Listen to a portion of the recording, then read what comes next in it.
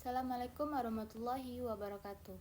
Saya akan menjelaskan tentang sistem pengembangan perangkat lunak yang materinya adalah 1. Sistem, 2. Metode, 3. Kolaborasi, 4. Teknik permodalan data, 5. Tanggung jawab pengembangan, dan terakhir adalah kegagalan sebuah proyek. Yang pertama adalah sistem. Sistem adalah suatu kesatuan yang terdiri atas komponen atau elemen yang dihubungkan secara bersama untuk memudahkan aliran informasi, materi, atau energi untuk mencapai suatu tujuan. Sistem harus mempunyai elemen, lingkungan, interaksi antar elemen dengan lingkungannya, dan yang terpenting adalah sistem harus mempunyai tujuan yang akan dicapai. Selanjutnya, pengembangan perangkat lunak. Perangkat lunak adalah serangkaian instruksi atau program memberitahu komputer apa yang harus dilakukannya. Perangkat lunak tidak bergantung pada perangkat keras dan membuat komputer dapat diprogramkan. Ada 3 jenis dasarnya. Yang pertama, perangkat lunak sistem, yaitu untuk menyediakan fungsi inti seperti sistem operasi, manajemen disk, utilitas, manajemen perangkat keras, dan kebutuhan operasional lainnya. Yang kedua, perangkat lunak pemrograman, yaitu untuk memberi program alat seperti editor teks, compiler, penghubung, debugger, dan alat lainnya untuk membuat kode. Yang ketiga, perangkat lunak aplikasi, yaitu untuk membantu pengguna melakukan tugas. Materi kedua yaitu metode. Metode adalah sebuah prosedur, teknik, atau langkah yang dilakukan oleh tim software development agar proses pengerjaan sebuah perangkat lunak bisa lebih terorganisir. Tujuan dari penggunanya adalah untuk mencapai proses pengembangan yang lebih terstruktur, efisien, dan dapat dihasilkan software berkualitas tinggi. Jenis-jenis metode pengembangan perangkat lunak. 1. Agile. Agile adalah metode pengembangan perangkat lunak yang mengedepankan proses yang ringkas namun menghasilkan produk akhir berkualitas tinggi. Metode ini menggunakan pendekatan kerja inkremental, mengembangkan secara bertahap dengan peningkatan yang kecil. Yang selanjutnya, waterfall. Waterfall adalah salah satu metode pengembangan perangkat lunak yang sudah lama ada. Metode ini menekankan pada pendekatan yang dilakukan secara berurutan, di mana setiap tahap akan diselesaikan sepenuhnya terlebih dahulu sebelum melanjutkan ke tahap berikutnya. Yang ketiga adalah DevOps. DevOps adalah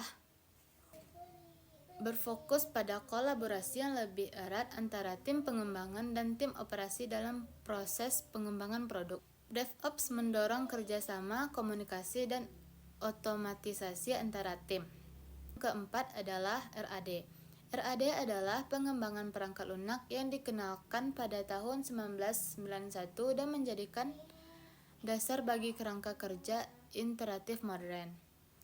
Metode terdiri 4 langkah, yaitu penetapan persyaratan, pembuatan prototipe, pengujian, dan implementasi. Yang keenam, prototipe. Metode ini membangun program secara cepat dan bertahap berubah yang dibuat pengembangan dilakukan atas permintaan pengguna. Materi yang ketiga yaitu kolaborasi. Kolaborasi adalah sebuah hubungan perangkat keras dengan perangkat lunak, aplikasi, atau piranti lain melalui sistem operasi. Sistem operasi pun berkolaborasi dengan aplikasi untuk berinteraksi dengan pengguna. Kolaborasi dalam sistem komputer akan menghasilkan sebuah sistem komputasi yang akan bermanfaat bagi pengguna. Manfaat kolaborasi yaitu 1. Memudahkan kehidupan sehari-hari, 2. Mengembangkan produktivitas sumber daya manusia, 3. Efisiensi waktu dan tenaga, 4. Mengembangkan produktivitas sumber daya manusia, 5. Mengembangkan keterampilan, 6. Mempercepat penanggulangan masalah, 7. Meningkatkan pengembangan teknologi, 8. Memperjelas komunikasi. Teknik permodalan data. Teknik permodalan data merupakan metode berbeda yang dapat Anda gunakan untuk membuat modal data yang berbeda. Pendekatannya telah berevolusi dari waktu ke waktu sebagai hasil dari inovasi konsep basis data dan tata kelola. 1.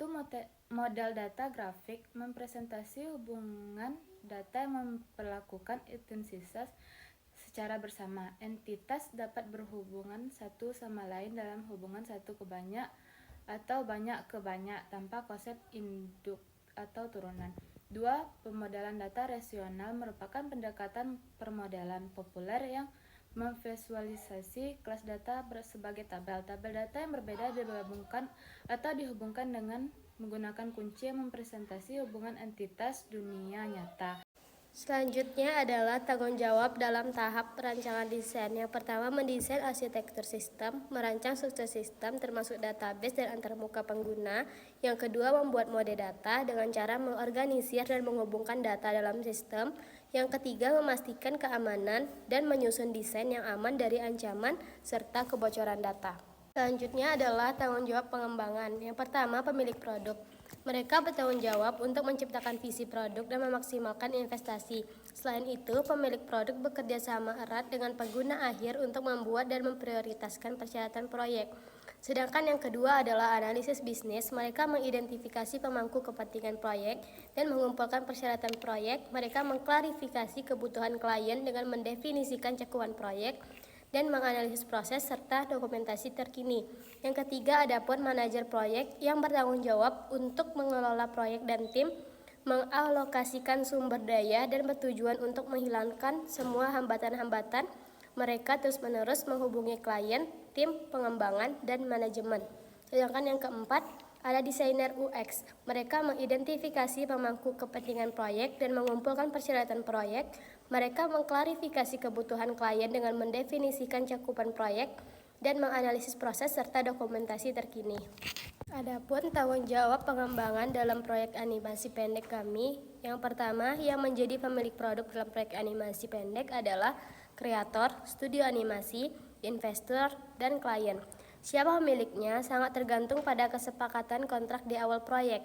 Yang kedua, yang melakukan analisis bisnis dalam proyek animasi pendek kami adalah produser, manajer proyek, tim pemasaran, pemilik studio atau pemasaran, dan konsultan bisnis atau keuangan. Analisis bisnis membantu memastikan proyek layak secara finansial dan strategis. Yang ketiga, yang menjadi manajer dalam proyek animasi pendek adalah manajer proyek, produser, manajer produksi, dan sutradara. Secara umum, manajer proyek dan produser adalah tokoh utama yang memimpin proses produksi. Yang keempat, yang menjadi desainer pada proyek animasi pendek adalah desainer karakter, desainer latar, desainer konsep, desainer props, dan desainer grafis. Peran-peran ini bisa dipegang oleh satu orang atau dibagi tergantung pada skala proyek animasi pendek tersebut. Adapun jenis-jenis kegagalan proyek, yang pertama, kegagalan perencanaan. Terjadi jika proyek tidak memiliki nilai tambah atau kemampuan untuk menghadapi halangan yang terjadi sepanjang proses. Hal ini menunjukkan bahwa proyek telah memiliki kesalahan sejak awal. Yang kedua, kegagalan sponsor. Bisa terjadi ketika orang memimpin proyek tidak terlibat aktif dan atau tidak memiliki otoritas untuk mengambil keputusan penting demi keberhasilan proyek. Yang ketiga adalah kegagalan desain. Terjadi jika ruang lingkup tidak didefinisikan secara jelas, sehingga tim pelaksana proyek tidak benar-benar mengetahui dengan jelas mengenai apa yang menjadi deliverable atau keluaran yang diharapkan untuk hasil akhir. Yang keempat adalah kegagalan komunikasi. Bisa terjadi karena kurangnya komunikasi atau menghindari diskusi yang terbuka mengenai masalah dan isu yang terjadi di dalam proyek. Jika terjadi kegagalan di sebuah proyek, tidak mungkin tidak ada hal-hal untuk menghindari kegagalan proyek tersebut. Adapun cara-caranya adalah tidak ada keterlibatan klien, kurangnya penghargaan pada anggota tim, kurangnya niat untuk belajar dari kegagalan sebelumnya, estimasi yang tidak tepat, tekanan komersial, penyusunan anggota tim yang tidak tepat, kurangnya manajemen risiko, dan pemangku kepentingan politik, dan bisa juga terjadi karena kurangnya komunikasi atau manajemen perubahan yang lemah. Sekian materi yang dapat kami sampaikan. Assalamualaikum warahmatullahi wabarakatuh.